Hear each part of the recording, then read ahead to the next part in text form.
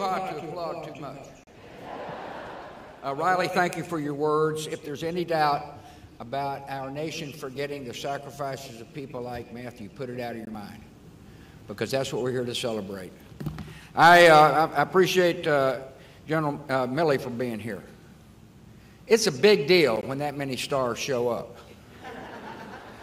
I also want to thank Admiral Kidman, General Martin, appreciate your service, and welcome to the other Arlington. That would be Texas.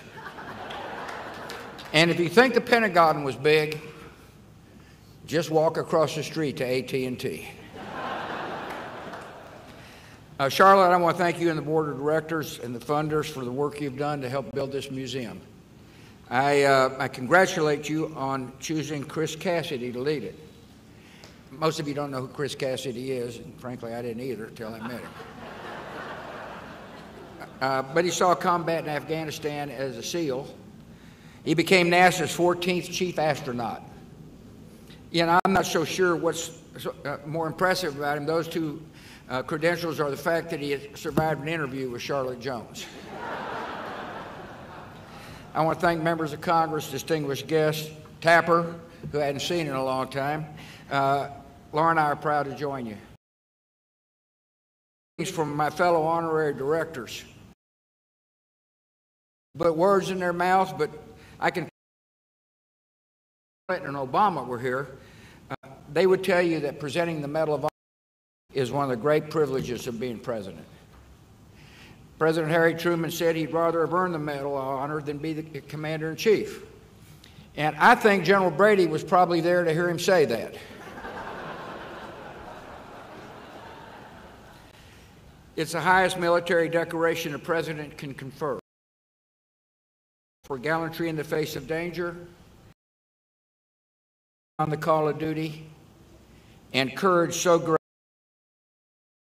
could rightly expect to muster. Tradition of awarding this honor began in the Civil War.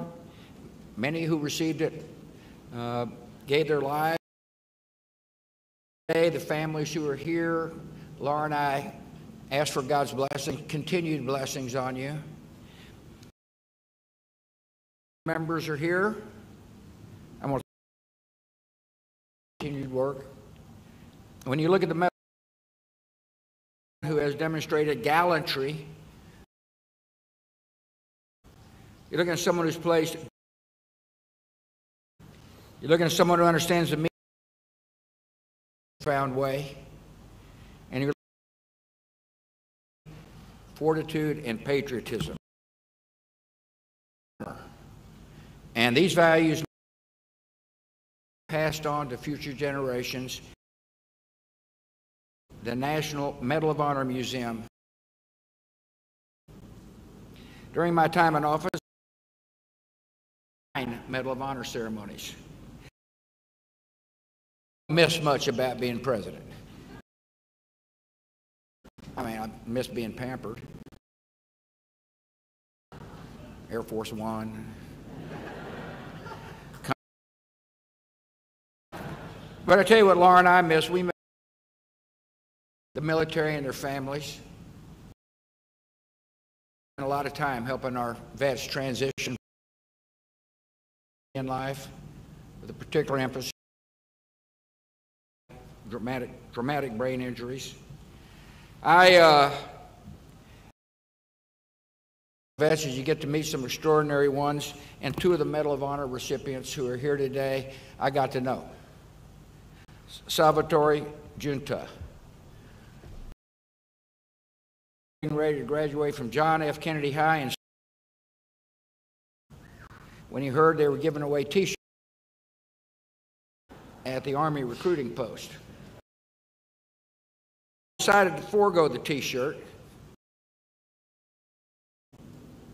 As he said, "This is my," he was right. In 2005, he got shot in the leg. In 2007, he went back to Afghanistan, and that's insurgent forces. And Sal charged forward and rescued him. on fire and engaging the enemy. Squad leader to safety, he rushed back toward the fight to save more wounded Americans. For putting his brothers in arms above his own safety, he received the Medal of Honor. We met a few years ago at the Bush Institute's Warrior Open golf tournament. Decent swing. More skilled at shooting a rifle than he is in a golf ball. Sal continues to serve our nation in a perilous post. He recently went back to school and graduated with a degree in supply chain management. Proud to be with you, Sal. And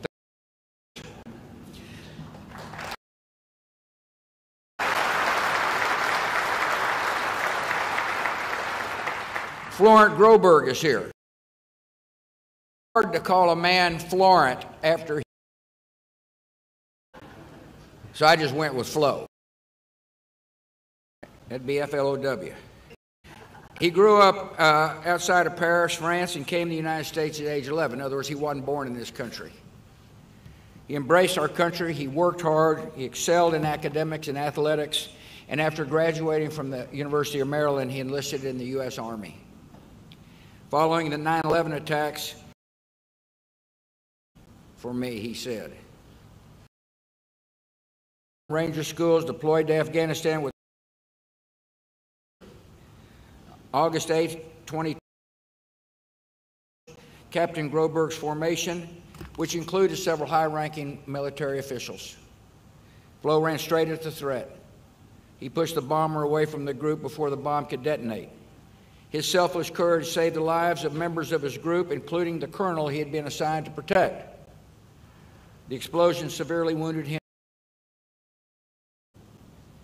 To this day, Flo wears a bracelet with the name of the attack.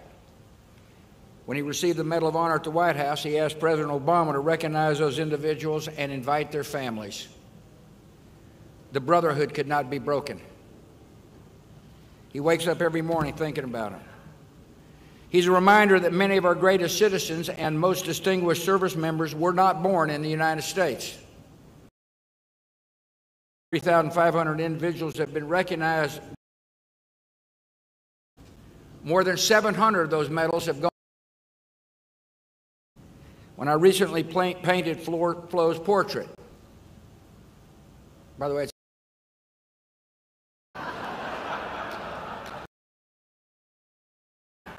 I painted a man I'm proud to call my fellow American.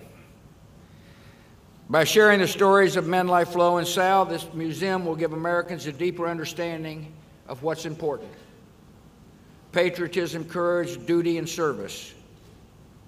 Visitors will come away with a new appreciation of what it means to sacrifice and what it means to live in a free land. You know, during these turbulent times, people ask me, am I worried? And my answer is no. I'm optimistic about the future, because for so long as we emulate the virtue and the character of the people we honor, we're going to be just fine. And that's what the National Museum of Honor does. It emulates excellence. I want to thank you all for being here. God bless America.